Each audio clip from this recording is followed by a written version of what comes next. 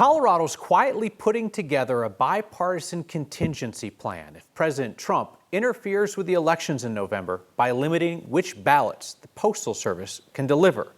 90% of Coloradans vote by mail. Our Mark Salinger takes a closer look.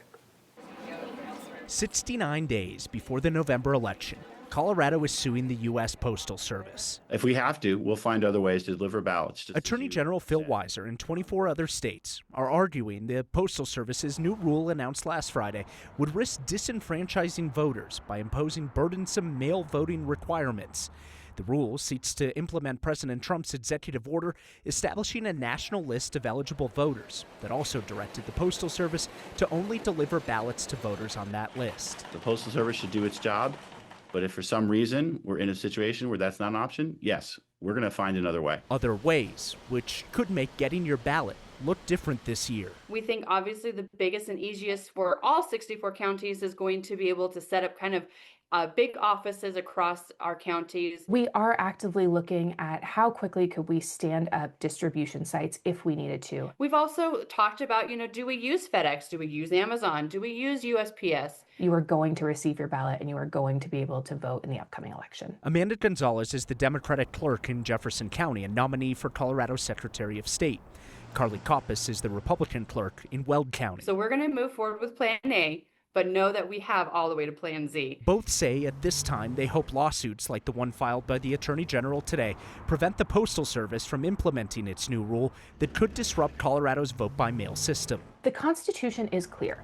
It grants the power to regulate elections to Congress and the states. There is no room in that decision-making process for the President of the United States, let alone USPS, to insert themselves between you and your ballot. Still, contingency plans are being discussed.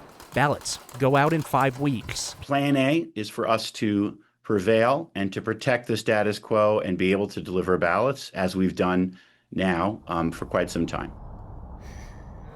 The new Postal Service rule would also require new design requirements for the ballot envelopes that must be approved by USPS. States would have to create new guidelines, train election workers, educate the public, all of that. Even if that were to happen in 69 days before the election, the Attorney General says there's still a high risk that some people wouldn't get their ballots because of all the changes, Kyle.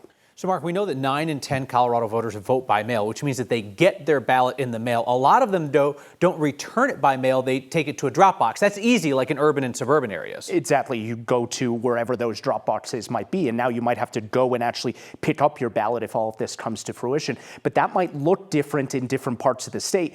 Up and down the Front Range I-25 corridor, it could look different than on the Eastern Plains where things are more rural, or on the Western Slope. Still a lot left to be determined in just 69 days, Kyle. Mark Salinger, thank you.